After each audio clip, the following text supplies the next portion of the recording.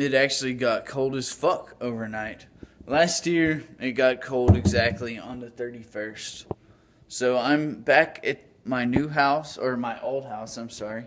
And, it's junky.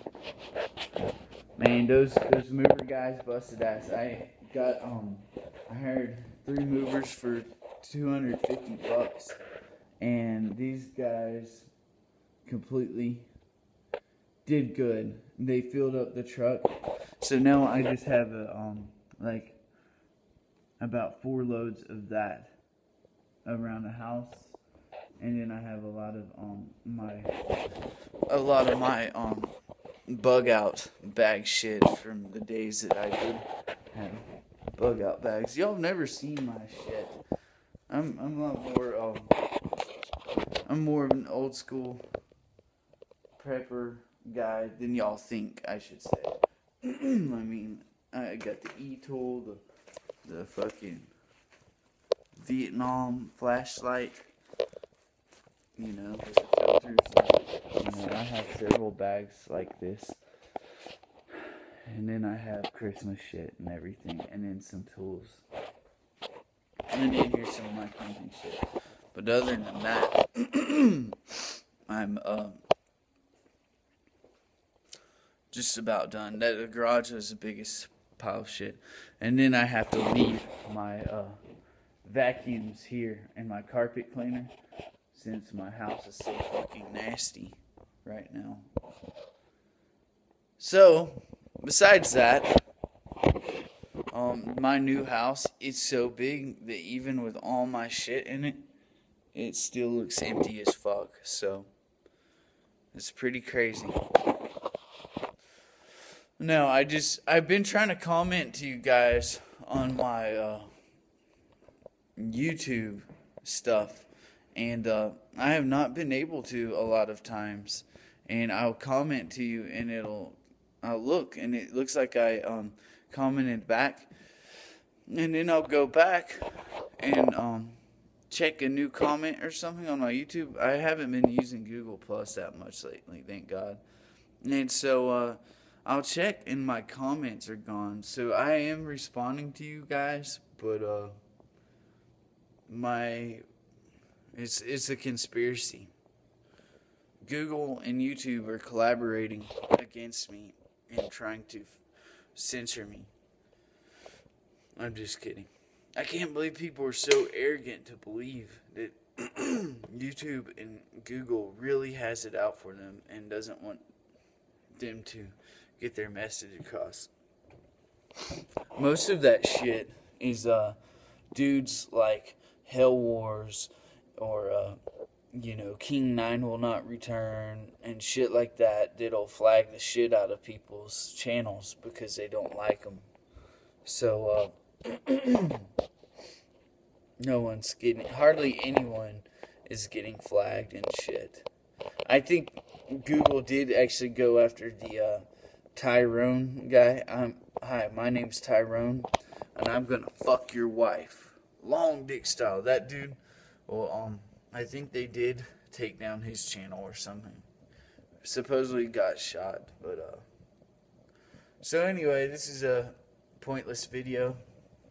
Oh, one more thing. The other day was the Day of the Dead, right?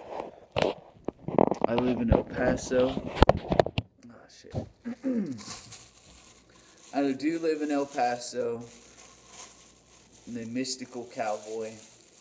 Central. And my wife got this for my daughter, who likes creepy skulls and stuff. Who doesn't? And it's a sugar skull. This is some modern day idolatry shit. If you actually really leave it out for your dead relatives like they do in some parts of Mexico. But anyway, it's pretty trippy. Supposedly it'll melt if it gets really hot. But I think it's cool as hell. So I have this one.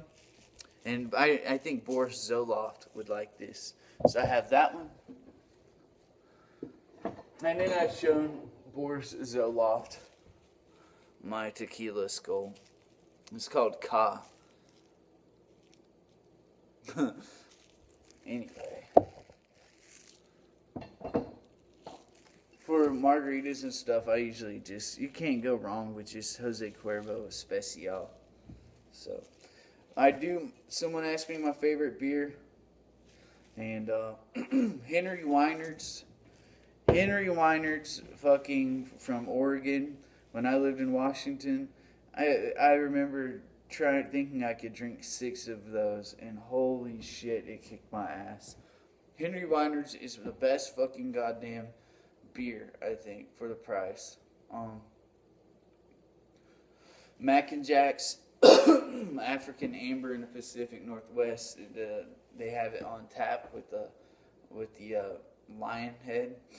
If you go to Seattle, ask for that. I like dark beers. Like they say, once you go black, you can't go back. Well, I think that's true with beer. You know, with dark beer. I mean, if I'm going to drink a watered down, domestic, regular beer, and you know, I've been drinking that shit since before the fucking hipsters started making the microbrewery thing a cool fad. But my favorite domestic beer is Coors Light. And I have drank some Miller High Life and shit that fucked me up pretty good. But now someone asked me, Joe Primal asked me about the gold and stuff. So I've read a lot of history of El Paso, and there's a lot. For I think 1,500 years, people have been living around my area. And there's a lot of dinosaur fossils and bones that just float up at Elephant Butte and around my area. And there's a lot of weird things like pterodactyl sightings. And then there's an Indian reservation here in town. But so the conquistadors used to travel through the pass, or El Paso, and this was their cornerstone to New Spain, and you know, they were trying to spread Catholicism in Albuquerque and Santa Fe. They came back to El Paso when the Indians kicked their asses, and so they buried a mine, and then there's a lot of lost treasure up there on that mountain. El Paso makes a U around the mountain. And then there's a lot of cowboy days lost treasure around the Las Cruces, Oregon mountains. Those are cool because they look really jagged. Las Cruces was one of the biggest cities in the West. It was like a major Western super city. Kind of like Tombstone that was booming. Las Cruces definitely was very established back in the day. And I go there a lot to Las Cruces. I should make videos. It is cool. Las Cruces is fucking really cool. So I like the area. Once you get out of El Paso, you know, a lot of people don't like Mexicans and everything. No, the people that live in El Paso, it's like its own world. They're, you know, they aren't like the migrant workers that we get up in Tennessee and stuff, but they're really good people, and they're, you know, they're usually educated and stuff. But once you get out of El Paso and Las Cruces and get past the border checkpoints, it's a whole different world. New Mexico's interesting because you have a lot of Hispanic populations, and then you have Indians and a lot of white people, and then you have a lot of weird just wastelands, man. Just expansive as far as you could fucking see and more. And you could see far as fuck out here in this desert. It's just nothing but places humans have probably never been. And there's so much mysterious shit. Abandoned forts, dinosaur fossils, Bigfoot sightings, UFOs flying around at night. There's so much weird shit around here. It's fascinating. So, I need to make it to the Grand Canyon, because in the great scheme of things, it's not that far from where I am. So, anyway, I rambled on enough. I'm going to get to packing. This is Sly Tiger. Thanks for listening, and take care.